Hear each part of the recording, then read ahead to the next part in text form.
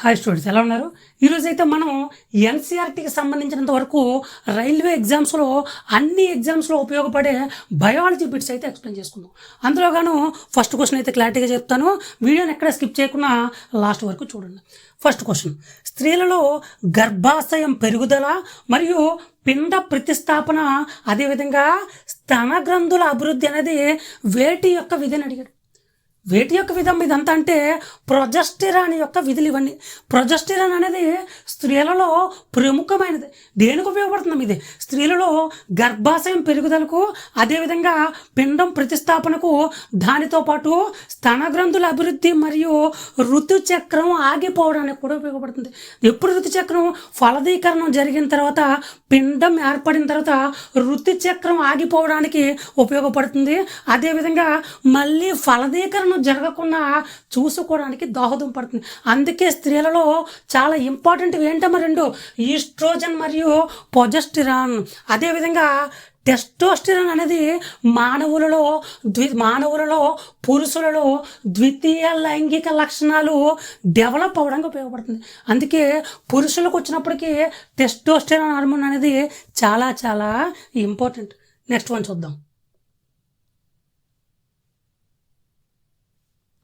Next one, లాలాజలంలో ఏ enzyme ఉంటుందని అడిగాడు. ఏంటమ్మా? లాలాజలంలో ఏ ఎంజైమ్ ఉంటుందని అడిగాడు. ఏ ఎంజైమ్ ఉంటుంది? అమైలేజ్. ఏంటిది? అమైలేజ్ లేదా టయోలిన్ అనే ఎంజైమ్ ఉంటుంది. ఎక్కడది? లాలాజలంలో. సరే, ఇంతకీ లాలాజలం యొక్క pH విలువ ఎంత అని అడిగాడు. pH విలువ ఎంత అంటే 6.8. ఎంత pH విలువ? 6.8. కొంచెం ఆమ్ల స్థితిని కలిగి ఉంటుంది. సరే, ఇప్పుడు మనం ఏదైనా ఆహారాన్ని తీసుకున్నప్పుడు నోటి ద్వారా లాలాజలంలోకి ముందు తీసుకుంటుంది కదమ్మా. ఈ లాలాజలంలో సూక్ష్మజీవి నాశనం ఉంటుంది. దాని పేరు ఏంటంటే లైసోజోమ్. ఏంటిది? లాలాజలంలో లైసోజోమ్ అనే సూక్ష్మజీవి నాశిని ఉంటుంది. మనం తీసుకునే ఫుడ్లో ఉండే సూక్ష్మజీవులను ఇది చంపుతుంది. అప్పుడు ఆ తర్వాత మనం తీసుకునే ఫుడ్ అనేది లోపలికి వెళ్ళడం జరుగుతుంది. నెక్స్ట్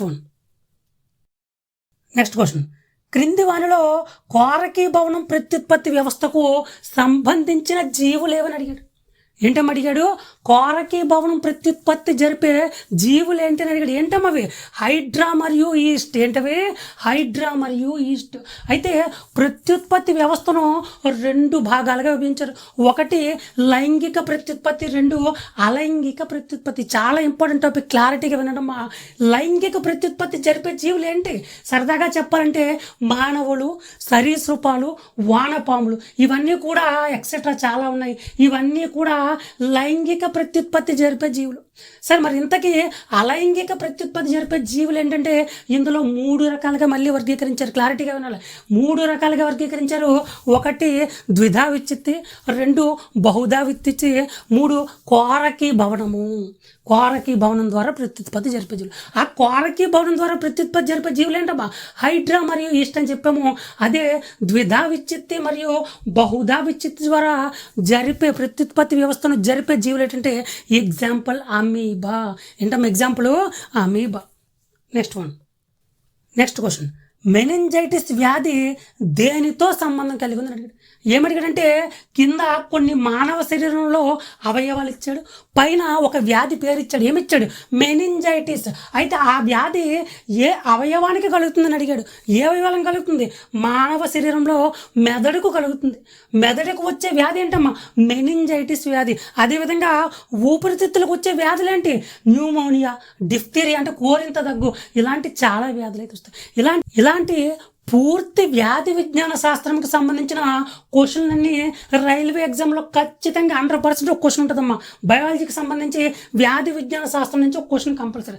అయితే ఇలాంటి వ్యాధి విజ్ఞాన శాస్త్రంలో ఉన్న క్వశ్చన్లన్నీ ఒక 200 క్వశ్చన్ల వరకు బిట్స్ రూపంలో మనం 3000 ఎన్సీఆర్టీ బిట్స్ పీడిఎఫ్లో అయితే అప్లోడ్ చేయడం జరిగింది. పూర్తి వివరణతో అప్లోడ్ చేయడం జరిగింది. ఆ పీడిఎఫ్ మీకు కావాలనుకుంటే ఇక్కడ డిస్ప్లే అవుతున్న నరేష్ కాంపిటేటివ్ అకాడమీ యాప్ని ఇన్స్టాల్ చేసుకోండి, లేదా ఇక్కడ డిస్ప్లే అవుతున్న ఈ నెంబర్కి వాట్సాప్లో హాయ్ అని మెసేజ్ మెసేజ్ చేస్తే నేనైతే మీకు ఆ పీడిఎఫ్ని అయితే ప్రొవైడ్ చేయడం జరుగుతుంది.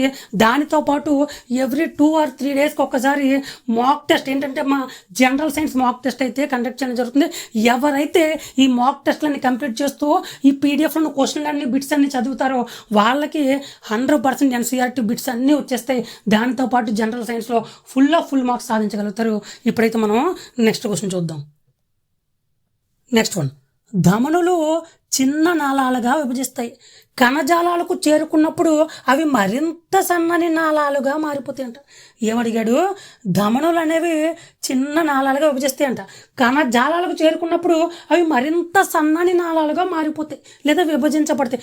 వాటిని ఏమంటారంటే కేశనాళికలు లేదా కేశనాళికలు. ఏమంటారు అవి? కేశనాళికలు అంటారు. కేశనాళికలు అంటే చిన్నగా విభజించబడే సన్నని నాళాలు. నెక్స్ట్ వన్,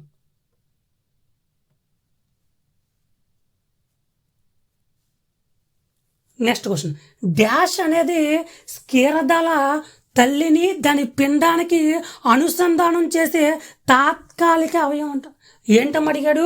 తాత్కాలిక అవయవం అంటే దేన్ని స్కీరదాల యొక్క తల్లిని, అంటే తల్లిని మరియు దాని పిండాన్ని కలిపి ఉంచేది ఏంటి? అనుసంధానం చేసేది. దాని ఆన్సర్ ఏంటి? జరాయువు. జరాయువు ఏం చేస్తుంది? పిండాన్ని అదేవిధంగా తల్లిని అంటు పెట్టుకునేలా చేస్తుంది. నెక్స్ట్ వన్, మనుషులకు వచ్చే లుకేమియా అనేది ఏ రకమైన వ్యాధి అడుగుతున్నాడు. లుకేమియా అంటే క్యాన్సర్ అని ఒక విషయం గుర్తుపెట్టుకున్నామా. ఈ లుకేమియా అనే వ్యాధి దేనికి వస్తుంది అడిగాడు. దేనికి వస్తుందమ్మా?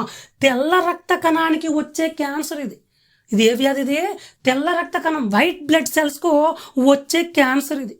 Next one, next question, hepatitis C వ్యాపించే పద్ధతి ఏంటి? ఏంటమ్మది? హెపటైటిస్ సి అనే వ్యాధి వ్యాపించే పద్ధతి ఏంటని అడిగాడు. ఏంటమ్మది?